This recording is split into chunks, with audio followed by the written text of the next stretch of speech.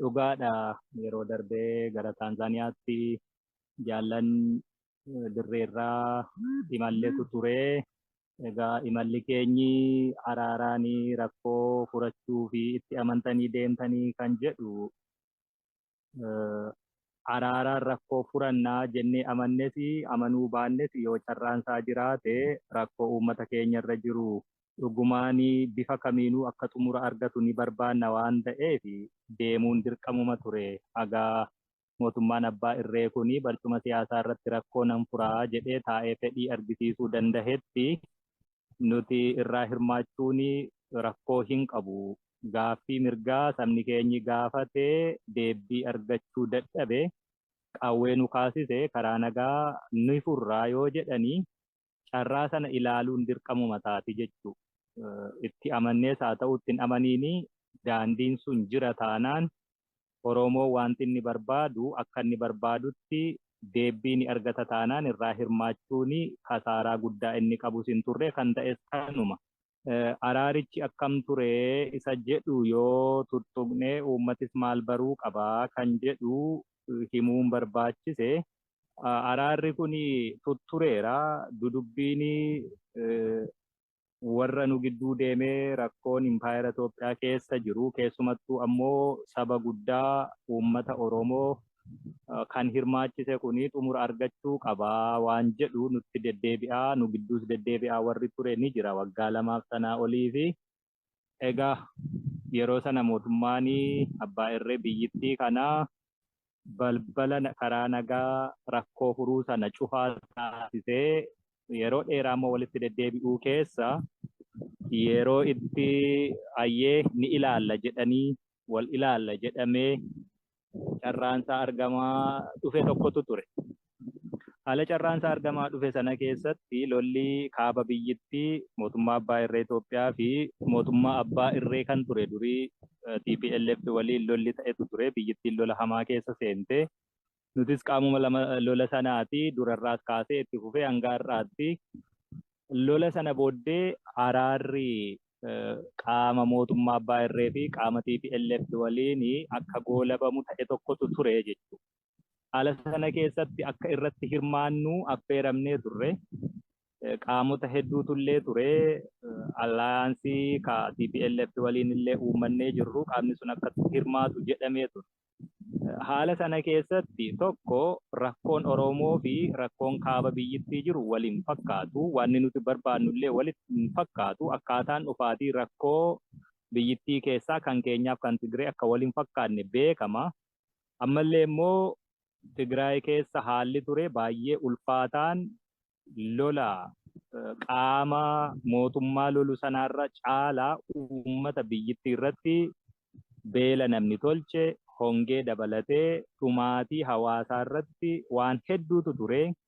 Qaamni biyyittii keessatti seenee warri Eertiraa, qaama warra Amaaraa, mootummaa federaalaa ofiin jedhu hundumaa dabalatee lolli uummata Tigraay irratti deemsisan sun akkaan ulfaatee warri Tigree rakkoo hamaa seenanii marfama hamaa seenanii turani. Kun yaadannoo yeroo dhiyooti namni hundiyyuu kan beeku haala akkasii keessatti araarri taa'amuu fi kan waraana bilisummaa Oromoo fi qabsoo bilisummaa Oromoo immoo sanarraa baay'ee adda ka ture waan kana walitti fidanii araara wal fakkaataa akkaataan itti deemsisan hin turre waan ta'eef kan isaanii akka emergensiiti iyyuu ture yeroo sanatti haala emerjensii ture sana keessaa jarjartiin bahuullee ni barbaadu isaanii.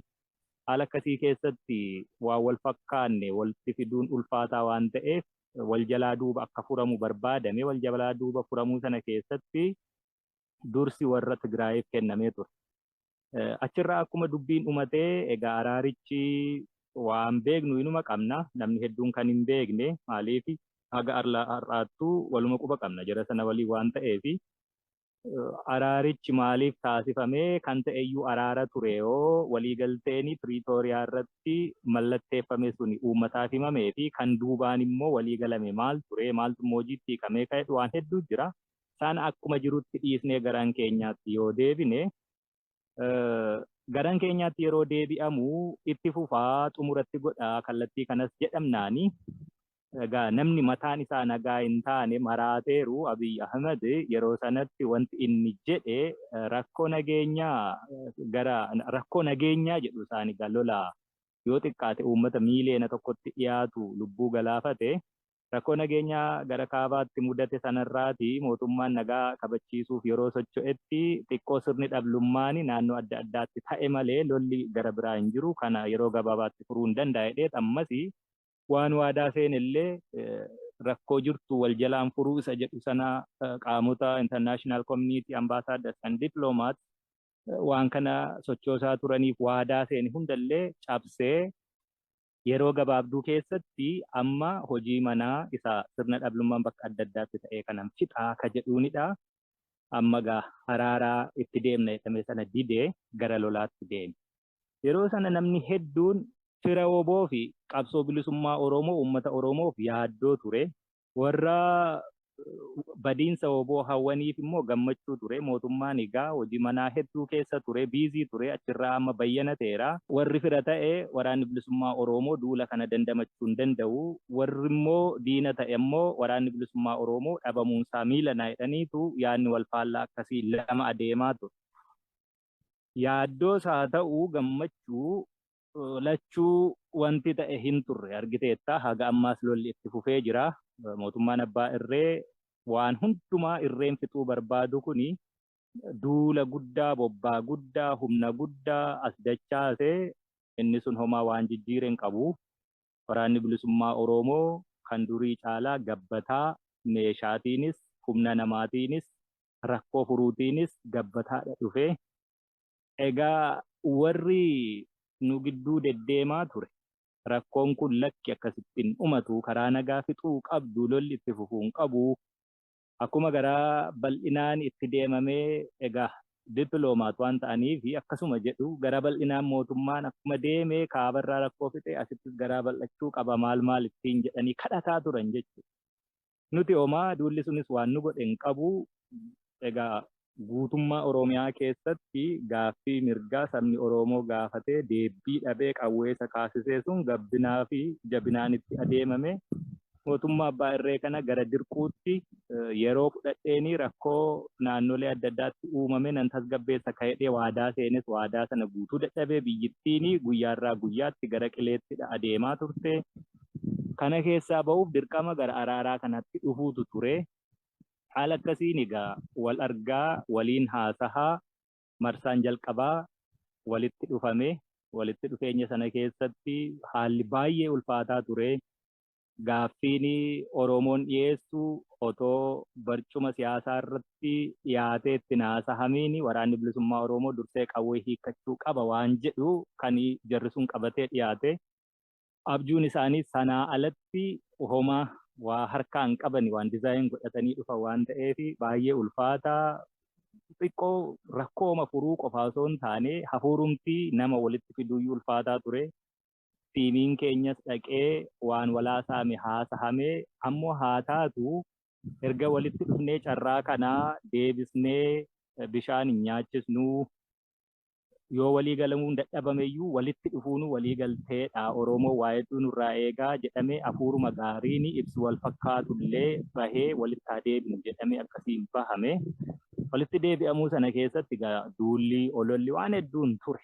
Sana hunduma waraanni bilisummaa Oromoo dandamatee marsaan lammaffaa gahee jechuudha. Marsaan lammaffaa sun yeroo gahu osoo waliin argamiin dura gara tiimiin ABO gara Jeneef kan deemetu ture. Jenevaatti mootummaan qawwee hiikkadhaa jedhu kuni isin immoo qawween hiikkannu jettanii akkaataa kamii walitti siqsuu dandeenya ka'edhanii warri nu gidduu deemaa ture Jenevaatti yeroo dheeraa fudhatanii rood maappii akkaataa araarri kun itti xumuramuu danda'u woboo maal qaba maal yaada jedhullee diskas gochaa turre jechuudha. Tiimiin achi ture warra nu gidduu jiruu fi mootummoota fedhii adda addaa gaanfa Afrikaa irraa qaban fa'aa waliin wal haasa'amee wal amansiifameetu gara araaraa sanatti deeman. Osoo nuti hin deemiin dura gaafa 16 kaasee hanga gaafa 7 nuti deemnetti almost ji'a tokkotti waan dhiyaatuu fi haasahaatu ture jechuudha Daaree Salaamitti. Haasahaa sana irratti kan dura mataa jabaate mootummaan abbaa irree DDR jechuun disarm, demobilize and reintegrate gochuu sana bira darbee yookaan immoo qawweerraa hiikuu hawaasa keessatti deebisanii gadhaabuu facaasuu jedhamu sana jechuudha. Sana bira dabarreerra hayyee ka jedhutti tiimiin ABO'n ergatee mootummaa waliin kanarratti walii gale. Mootummaan erga sanarratti walii galamee waraanni bilisummaa Oromoo qawwee osoo hin hiikkatiin akkaataa kamiin immoo biyyittii keessatti qaama mootummaa ta'uu fi gaaffii Oromoo deebisuu danda'a inni jedhamu jennaan warra waraanaatu beekasa kana warri waraanaa wal argee waan kana akkaataatti osoo qawween hin hiikkatamiin rakkoon furamuu danda'u irratti haa mari'atanidha jedhame. Tiimiin nuti erganne injifannoo sadarkaa sanaan gahee xumura irratti waan xixiqqoo hafe jedhamu sana xumuruu fi akka nuti achitti dhiyaannu akeekame. Dhugaadha marsaa hedduu qabsaa'aan bilisummaa marsaa hedduu qabsoon bilisummaa Oromoo mucucaatee kufaa ture. Ganamuu hedduutu ture. Kuni nama yaaddessa ture jechuudha. Jaalgammachuu Abbooyyee jaala kiyyaa waliin dubbataa turree waliinis dubbanne wanni kun akkam taati jaalgammee jennaani. Silaa wareegamaaf manaa baane kuni dirree lolaati. Dirree lolaa qawweetti dhukaasanii qawween namatti dhuka'ee qofa wareegamanii shinnii gas akkasuma ture rakkoo Oromoo furuun karaa qawwee qofaa miti karaa argame hundaan furuu fi yoo furuu dadhabde immoo itti wareegamuuf manaa baane waliin jennee akkasii walii gallee nu lachuu ni deemna jennee jechuudha. Adeemsa sanarratti akkasiin danda'u nu kennanii waliigaltee mallatteeffame qaamni nu gidduu jiru helikoophtaraa fi fixed wing xiyyaara kan ICRC kireeffate akkaataatti wal mallatteeffame biyyaa bahuu hin danda'amuuf biyyatti deebi'uu hin danda'amu waan gaaraan ta'e tokko nu amansiisutu argame akkasittiin socho'ame. Tanzaaniyaatti jaallan waliinis wal argine tiimii keenya achi jiru waliinis wal argine mootummaa abbaa irree kana waliin taa'uu deemne. Yeroo mootummaa abbaa irree kana waliin taa'uu deemnu waanuma raajiitu nu mudate raajiima biyya lafaarra hin jiru. Namni nuti achitti dhaqnee argine akkaataa amtisaa namaan gatu. Waan hanguma kanaan duraa walii galamee irratti walii gallee qawween hin hiikkatamu otoo hin hiikkatiin immoo akkaataa itti fuulduratti adeemamuu danda'u irratti roodmaappii jiru waliif dhiyeessaa jedhame sana duuba deebisan.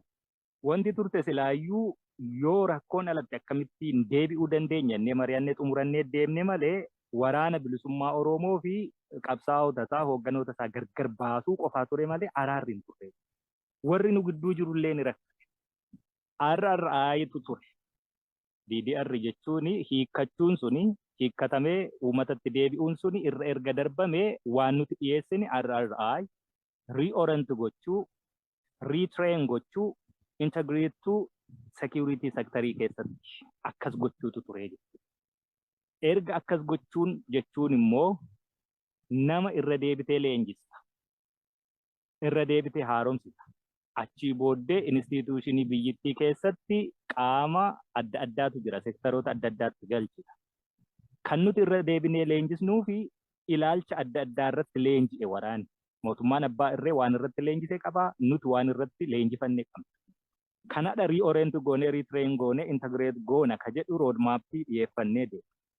Kan irra deebi'ee haaromsa fudhatuu fi kan irra deebi'ee leenjii fudhatu waraana bilisummaa Oromoo qofaa miti. Asirratti walii galuu hin dandeenye. Kan leenjisus eenyu? Yeroo mooraa leenjiitti seenamuu akkaataa kamiin seenama? Yeroo seenamu meeshaa waraana bilisummaa Oromoo meeshaan mootummaan waraana isaa hidhachiises akkam ta'uu qaba? Eenyutu qabuu qaba? Furtuun isaa eenyu harka taa'uu qaba? Yeroo leenjiin kennamu wanti nuti leenjisnu maali? Mootummaan kan inni barbaadu yeroo hundumaa walitti qabee mooraatti galchee waan barbaade si barsiisee si gadhiisu. Hin ta'u kun jenne wanti ta'uu qabu mootummaan kunis nutis waraana keenya waraana biyyaa gochuudha barbaanna. Waraana biyyaa akkaataa inni ta'uu danda'u waraana paartiif waraana mootummaa akka inni hin taane waraana biyyaa erga waraana biyyaa ta'ee amma yoo argite waraanni biyya kana keessa jiru waraanni mootummaa abbaa irree paartii sana qofaa tajaajilaa namoonni paartii sanaa nuti hin jirru yoo taatani yoo ta'e isinis hin jirtanii kanaafi jafaadhaa lolaadha jedhu akkasumatti kan ta'uu qabu waraanni biyya. Paartiin abbaa fedhee barcuma aangoo siyaasaa yoo injifate waraanni kan biyyaati. Akkuma biyyoota biraa jechuudha. Paartiin abbaa fedhee yoo kufe paartiin abbaa fedhee yoo aangootti ol dhufe waraanni ittuma fufa hinuma jiraata. Kan biyyaati waan ta'eef hin diigamu. Kanaan eda doorfifama. Akkas ta'uun qabu waraana biyyaa gochuu qabna. Kanaafi kan mootummaas kan keenyas akkaataa inni itti reoriented ta'u, retrained ta'uu fi integrated ta'uudha qabna turre ni jechuudha. Isa kanaaf immoo linkage yookaan phase in the sequence keenya irra. Waraanni bilisummaa Oromoo yeroo leenjiitti seenu kumaatamaan takkaatti hiikkatee leenjiin seenu. Kana kan goonee fi sababa gantummaa si'a meeqa ganamneetiin jiila dhaqabna waan ta'eef jaallannee miti. Dirqamas akkasuma. Walakkaa hanga ta'ee waraana ta'e tokko waraana mootummaa waliin waraana keenya waliin magnee leenjii seename yeroo leenjii seenamu waraanni mootummaa achitti leenji'ee nama ajjeesee reeffarra teessisu nama qaluu waan akkasiitu jira.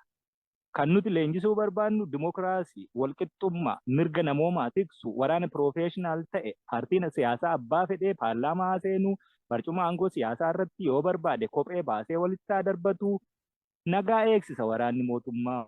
Hankanaachi paartii kamiifuu hin loogu. Mootummaaf hin loogu. Paartii isa mormuuf hin loogu. Inni biyya tiksa.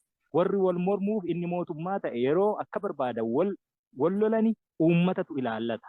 Waan isaaf ta'u uummataaf filata.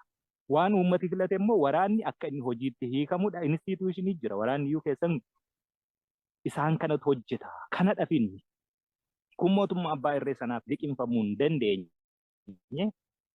Inni kun biyya diiguudha. Biyya diiguu miti. Biyya ijaaru. Kanarra immoo darbanii waan isaan jedhanii dimokiraasiin halkan tokkotti hin dhufuudha jedhan. Dimokiraasiin halkan tokkotti hin dhufu uummata wallaalaa kana keessatti jedhan. Uummati biyya kana keessa jiru wallaalaa miti. Wallaalaan isa biyya bulchu. Guyyaa 2018 fulbaana 15 gaafa adda bilisummaa Oromoo hoogganni isaa Asmaraarraa Finfinnee galu uummanni miileenaan gadi ba'e poolisiin qawwee miti duldhaa baatee karaarra dhaabbatu hin turre. Biyyaaf nagaa kennite mirga isaa kabajjee fi jennaan uummati kana caalaa taateen kana caalaa ragaa ta'uu danda'u hin jiru. Kanatu ta'e. Kanaaf dimokiraasiin halkan tokkotti dhufu uummata wallaalaa kana yoo irreetiin qabde malee ka'edhamu baay'ee qoosa madaa namaatti qoosu sun. Kanarraa kan ka'e walii galamuu dadhaba. Nuti kan jenne waraanni hanga ta'e mooraa seenee leenjii gaafa jalqabu orienteeshinii gaafa jalqabu mootummaan immoo itti aanse political commitment. Waraana hanga ta'e yeroo ati leenjisuu jalqabdu mootummaanoo hanga ta'e waajjira sii banuu uummatatti dhiyaattee haasa'achuu danda'u. Waraanni bakka tokkotti ennaa leenji'u political commitment mootummaan argisiisu bakka tokkotti akkasittiin phase and sequence linkeejii walitti hiine adeemnadha jennee kana fudhachuudha didan. Kana fudhachuu diduu keessatti irra guddaa warra nu gidduu naannahaa ture rakkate malee warri kuni fiigee dhufee hoteelatti ol nammee kutaa ofitti cufateetu ta'a akkatti taasoof nu dhabne akkatti yaada dhiyeessi nu dhabne waan ati kaastu hundumaa kun immoo higga mangistuu haa ifagdimne dhani fiiganii baqatanii hoteelatti namu higga mangistii sana immoo hin beekan amma Biraanuu Juulaa yeroo tokko interviyuu ajaa'ibaa tokko kennaa ture kolfaan marrummaan nu fixaa ture jechuudha inni ekkoo izzaam izziim naa iyyaaluunyi hintin iyyaaluunyi waan jedhu tokko barbaadamna addunyaa kanarratti soogidda taanee yeroo hidhee kolfaan marrummaan nama fixu jechuudha. Waraanni bilisummaa Oromoo waan tokko seera addunyaa iyyuu hin beeku. Seera addunyaa san dhiisi konstituushinii biyya isaanii irra waan jiru maqaa dhoofneennaa kana eenyu weemmaa eegga mangistuu haa ifagdimne. Kunoo eela eegga mangistiin keessan akkas jedhaa ennaa inni immoo taa'anii naasaa ni baqatu kutaatti dhaqanii seenu. Warri nu gidduu jiru ni jaanja'ee jechuudha mataa dhukkubbii ta'e. Akkasittiin deemame xumura irratti waa kaasanii jechuudha. Wanti isaan kaasanii mee warra faranjii kana nu gidduutii baasaa dhaamsa abiyyi isinii ergetu jira dhaamsa isaa fudhadhaa nurraa jedhan lakki isa akkasii daa'ima waggaa lamaafaa karameellaan goyyomsuu hin dandeenye sanaanii taphanni. Irri guddaan namni achi ture waa'ee qabsoo Oromooyyuu waan quba qabu hin qabu. Nama karee du'aanfaa muuxannoo fakkeenya bara Tigreen turte ani silxee bakka bu'eeni Tigree wajjiniin hojjedhee uummata koo akkas godhee isinis akkas taatanii akka Biraanuufaa akka Qajeelaafaa otoo taatanii nama akkasii faati jechuudha namni achi jiru. Gadi fageenya rakkoo biyyittiiyyuu warra quba hin qabne. Akkatti waliin haasawaan iyyuu kan nama rakkisu jechuudha. Kanarratti mee walitti dhufna toole aan ofishaalii.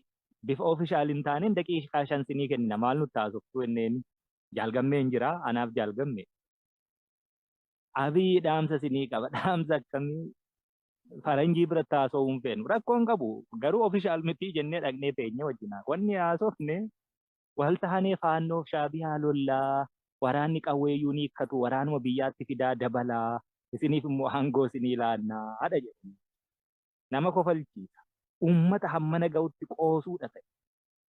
Akkamittiin jechuun Tigiree loluu lafarraa fixu shaabiyaa faannoo abiyyi fa'a waliin hiriiru. Amma immoo rakkoo dhuunfaa isaanii achitti wal dhabanii fi Oromoon immoo hiriiree isaan kana loluuf dhiiga dhangala'uu fi akka dhiiga dhangala'uu loluuf iyyuu miti mala ittiin kiyyootti nu galfatantu ture. Maalii fi rakkoo biyyittii furuuf wanti nuti dhiyeessine faannoo sanayyuu dabalate rakkoo biyyittii furuuf ammoo akkitti isaan nu ilaalanii akka diina amaaraa taanee waan kana dabnee fudhannee itti seennu wayifaatti nu laatu. Rakkoo biyyittii furuuf garuu wanti dhiyeessine roodmaappiin nuti dhiyeessine mootummaan instituushinii biyyittii keessa jiru kan waraanaan poolisiin humna nageenyaan qabatee akka barbaadetti cancala tokko malee gulufsiisu itti cancalamuu qaba. Dimokiraasiin halkan tokkotti dhufu jettan garuu halkan tokkotti shaakaluusaa jalqabuun ni danda'ama. Har'a jalqabuu dandeenya. Kanaafiyyuu instituushinoota biyya sana keessa jiranii dimokiraatessuu fi bilisa taasisuu keessatti hojjechuun biyyittiif nagaa waaraa fida. Erga sana goonee walitti dhufnee booddee uummati waan barbaade filachuu danda'a. Achii booddee iyyuun dhaabbatu qabsoon bilisummaa Oromoo uummanni Oromoo bilisa bahee instituushiniin biyyittii loogiirraa walaba ta'e yoo jiraate isatti aanu mirga hiree murteeffannaasaa uummata Itoophiyaa waliin jiraachuu yookaan jiraachuu dhabuuyyuu murteeffata. Hanga kanatti deema qabsoon keenya waan ta'eef goyyomsa akkasiin hin dhaabbatu kan jedhutu dhufu. Haala akkasii keessatti nu baqatanii guyyaa sadii moo akkas hoteela galanii ciisanii warrumaa nu gidduu jiru ergu takka ni dhufu takka nu deebi'u warri nu gidduu jiru ituma sana jennu guyyaa sadii booddee egaa wanni godhamu hin jiru jennaani ambaasaaddoroonni achi jiranii guddoo rakkatanii mootummaa kana humnaan dirquutti deeman kottaa taa'aa haasahaa waan sababa itti hin fudhannu jettanii dubbadhaadha jedhame. Yeroo akkasii kanatti waan isaan dubbatan baay'ee nama kofalchiisa. Waraanni bilisummaa Oromoo aangoo barbaada waan hamma kana ga'u ituma lafa tokko taakkuu tokko iyyuu hin qabatiin barbaada. Ololaan dhufanii jechuudha. Guyyaa sana akka carraa ta'ee ambaasaadarri Ameerikaa amma Itoophiyaa jiru Masiingaatu jira. Ambaasaaddar Masiingaani lafa qabannaa kanallee meedhiisaa ani Finfinnee irraa bahee irraan oleen xooxxoo fa'aa konkolaataa kootiin qilleensa bareedaa fudhachuu fedhiin qaba garuu hin danda'amu jedhe maal jechuudha. Hin danda'amu jechuun waraanni bilisummaa Oromoo naannoo inni jiru sadarkaa kanatti quba qabaachuu ambaasaadarri kun. Warri USA fedhii mataa isaanii haa qabaatanii rakkoo xumuruufis fedhii haa qabaatan waan fedheef ambaasaadarra lamaan jechuudha. Sadarkaa sanatti nu bira turan.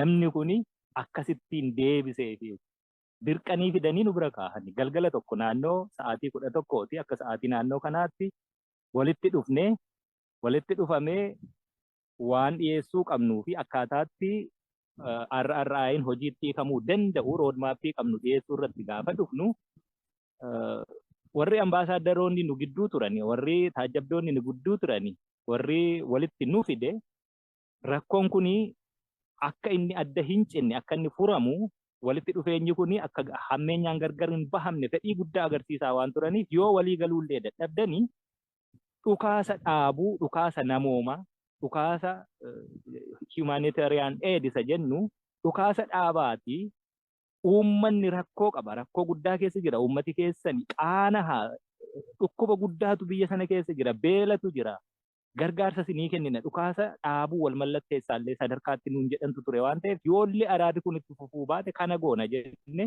wal argine daqiiqaa 5 nu biran turre jechuudha. Eegga mangistuu Hayifagdin isin biyya diiguu fi yoo immoo kana isinii goone faannoon immoo bor kana nu gaafata kana immoo akkatti gadi baasuu dandeenyu hin qabnu maal jedhanii gadi bahan. Akkuma durii gaa hoteela isaaniitti dhokatanii taa'u walitti deebinaa jennee osoo teenyuuti ambaasaaddoroonni sunis nu biraan deemne ni deebi'u jennee suma teenyu namni Reedwaan Huseen jedhanii arrabsoo Ingilifa shafaafaa tokkoon gadi bahee waan inni tiwutarii isaa irratti maxxanse waa hunda adda kutee akkasittiin ture araarri Taanzaaniyaa ture. Achii booddee yeroo suma galgaluma sanarraa kaasanii baqatanii deemu. Baqatanii waan deemaniif waraanni bilisummaa Oromoo wanni inni gochuu danda'u waan tokkoyyuu waan hin jirreef araaraaf ammoo du'ayyuu yoo ta'e araaraaf jecha lubbuu keenya aarsaa goona jennee Oromoof haa darbu malee nuti du'uun sodaannu jennee qilleensa Itoophiyaa keessa kan mootummaan abbaa irree sun to'atu keessa dabarree deema.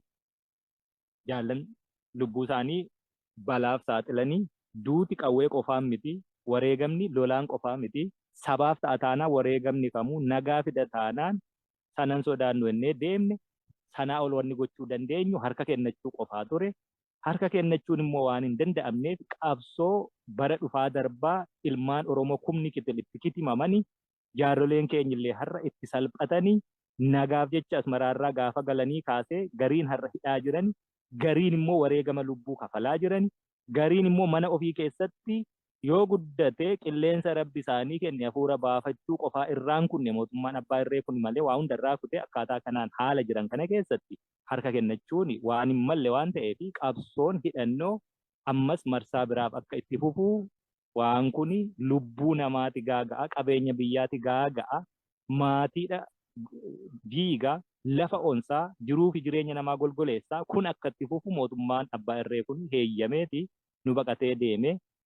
Arrabsoo suni kutaama sana keessa teenye ambaasaadder Maayik Hamar irraati waan ta'e inni argirraati kaa'ee dubbatame innis abdii kutuun dhufe dhukaasni dhaabuu waa'ee gargaarsaa irratti hundaa'e torbee tokko haa ta'u torbee lamaaf wanni sunillee hin fashalee mootummaan kun dirqama silaa mallatteessee qaba ture akka daa'ima baqatee deeme warri nu gidduu jiru warri ICRCs dabalatee waan kana biyyatti deebi'uu fi booddeellee akkaataatti walitti deebi'amutti kanaan duras shakkiitu sin gidduu ture shakkiin akkasii kunillee yoo mootummaa waan kana raawwate xiqqoollee hir'achuu danda'a jennaan shakkii irratti shakkii biraa dabalanii international lawuun beeku ooboonii ka'edhanii international lawuu dhiisiitii pirootokooliin achitti mallatteessan iyyuu kabajuu dadhabanii sanayyuun beekan baqatanii haala itti biyyitti deebi'amullee didan.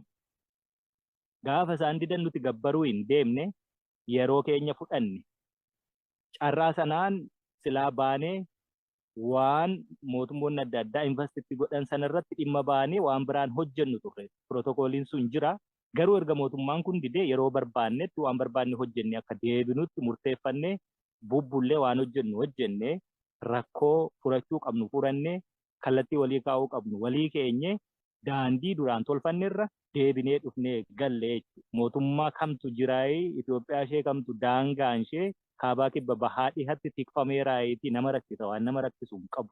Mootummaanii daangaa ofii tikfachuutu miti naannoo mana jireenya isaatuu tikfachuu mootummaa dandaheeru miti waan ta'eef galuunis nama rakkisu sanas itti amannee baane waan hojjenneerruuf waan tolfanneerru beekna waan ta'eef akkasitti gara dirree qabsootti deebine wanti araara sanaa ammanuma fakkaatanii waan irraa sii tuttuqee. Egaa jalqabumarraa bakka tokko tokko irratti hoggaan itti dabalee rogguma dhaqnetti akkuma jaalli jedhe sanatti dhaqne seensumarratti iyyuu jalqaba waa'ee waraanaatti kaasan waa'ee waraanaa haasa'amuu qaba ka jedhu kaasan nuti ammoo waa'ee waraanaa boodarraa rakkoon qawwee nama kaasifte waa'ee dhimma siyaasaati. Kanaafuu dhimmi siyaasaadhaa dursuu qaba. Yoo inni furmaata argate kaleessa sun furmaata dhabeedhaaf qawween ka'ee kanaafiyyuu ka dursuu qabu dhimma siyaasaati kan jedhu qabannee nuti isaan ammoo waraanni dhimma waraanaatiyyuu dursinee laf kaa'uu qabnaa ka jedhu qabannee egaa maaliif ka jedhu ka jaalli kaase sanaaf barbaaduu jechuudha. Walumaa galatti waa'ee dhimma araaraa kana uggaa laallu egaa nuti araara kana tokko carraan ta'e rakkoo Oromoo bara dheeraa keessattuyyuu mootummootaan hoggaa dhufetti kabeebsaan bira dabramu akka inni kabeebsa ammatti carraa argame kanatti kabeebsaan kan bira dabran osoo hin taane waliigaltee agartee rakkoo kanaaf furuudhaaf iggitii ta'u tokko ta'uu qaba ka jedhu qabna. Kan lammaffaa immoo waamanu qabanni kanaayyuu qaamii addunyaatti beekuun hubachuu akka inni qabudha. Egaa isaanuyyuu immoo waan kanaaf hagam qophiidha. Rakkoo kana hundeedhaan furuudhaaf hagam qophiidha kan jedhu sanas achi keessatti yoo arguun yoo agartee qophii ta'uu isaanii yoggaa argame ammoo waliigaltee amma duratti jedhe sanaan akka inni goolabummaaf yaale. Duuba kaasaa amma ati na gaafatte sana keessatti egaa walumaa galatti rakkoon siyaasaatii Oromoon ilmaan isiidhaa ganna 50 ol gabbaraa turte malee gaafatama yookaan aangoodhaaf hin turre. Osoo gaafatama taate maqaa dhafuu isaan harkaa qaba. Kanaafuu nuti ammoo rakkinni kun akkuma duratti jedhe sanatti egaa kabeebsaan osoo hin taane waliigaltee araara iggitawaa ta'e tokko kan rakkoolee kaleessa daddabran sana akka hin deebifnetti waan jaalli kakaase hedduu ka keessatti hammate bilisa ka ta'e egaa yeroo akkuma duratti ibsetti irra deddeebi'aadhaan yeroo kabeebsaa godhan san keessatti kan ittiin ukkaamsaniin caasaalee ittiin ukkaamsaniin isaan harka jira. Caasaaleen ukkaamsaa kun bilisa ta'e akkaataa bilisaatiin kan ukkaamsaan keessa hin jirre rakkoo bu'uuraan furuu kan jedhu irratti aggaammanne waan taateef egaa kaasaa san keessatti inni kun bilisa ta'uu qabaa, inni kun mootummaa harka ta'uu hin qabu. Rakkooleen kun kan irra deddeebi'aa dhufeef sababa kanaafiyyuu kun bakka bilisa ta'etti jijjiiramuu qabaa. Caasaaleen kun caaseen ukkaamsaa kun caasaan ajjechaa kun guutumatti caasaa bilisa ta'etti jijjiiramuu qabaa. Yoo san gaaffiin uummataa sirnaan deebi'a. Yoo kana uummati aangoo kana uummati dhuunfate yookaan bilisa ta'ee kan uummata sana biyyattii sanaa tajaajilu yoo ta'e qofaadha. Rakkinni biyyattii san keessa jiru guutumatti furmaata argata. Kanaafiyyuu inni kun Oromoodhaaf qofa osoo hin taane impaareettummaa sanaayyuu rakkina kan itti fide waan taateef inni kun jijjiiramuu qabaa. Jijjiiramuu qabaa. Yoo kana ta'e qofaadha kan nagaan bu'uu danda'u, rakkoon furamuu danda'u kan jedhu ejjennaa kana ture. Egaa isa kana akka ammaatti jette kanatti deebisuun isaaniitti mul'ata jechuudha. Maaliif yoo sana ta'e akka ofii barbaadan ta'uu waan barbaadaniif yoo sun hin jirre taate ammoo akka ummati fedhuu fi dhugumaan dimokiraasii dhugaa biyyattii san keessatti diriirsu waan ta'eef isa kanarraa baqatuun sadarkaa akkasiitti gadi buusanii haasa'uu ture jechuudha. Kanaafiyyuu nuti gaaffiin keenya Oromoon kan ilmaan isaa itti gabbaraa jirtu namaaf osoo hin taane akka Oromootti ganna 150 olitti mirga dhabee fi abbaa biyyummaa isa dhabe goonfachuu dhuunfachuudha.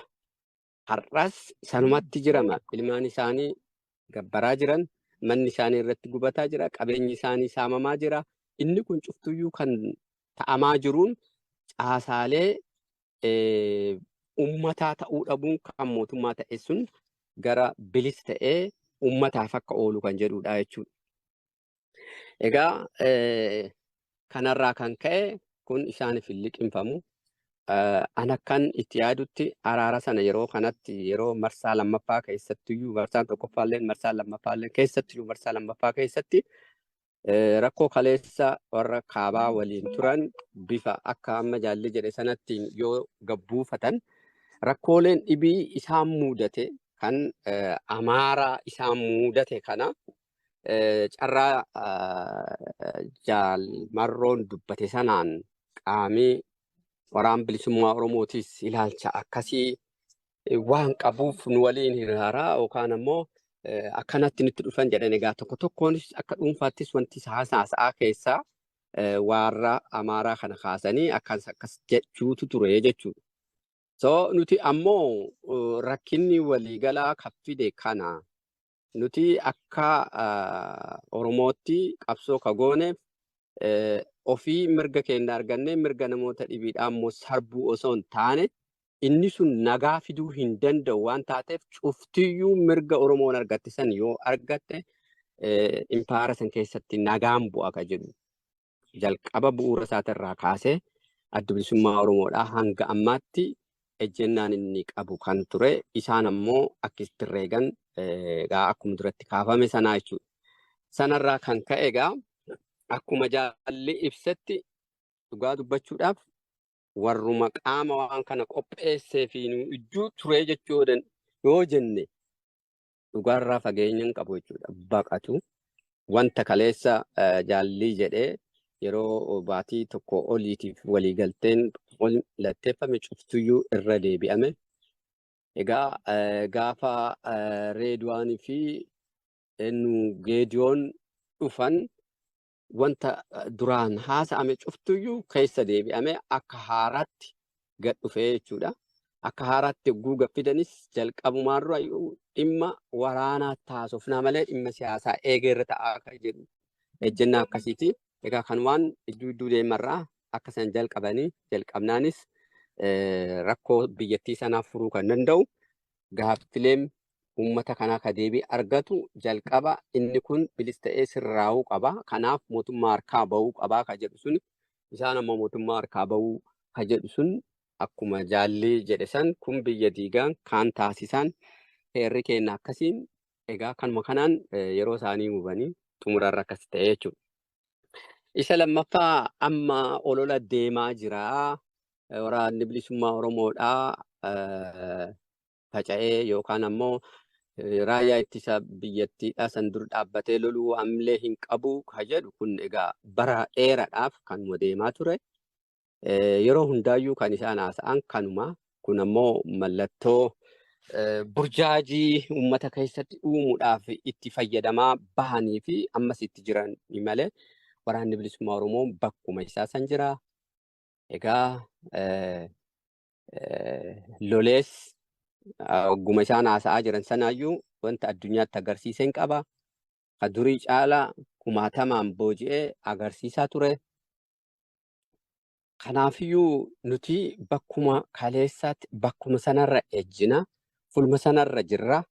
Isteeppa itti aanutti dabruudhaaf ammoo boodarra waan kakaafnu hedduu waan qabnuuf amma kan irra jirru kana kun olola.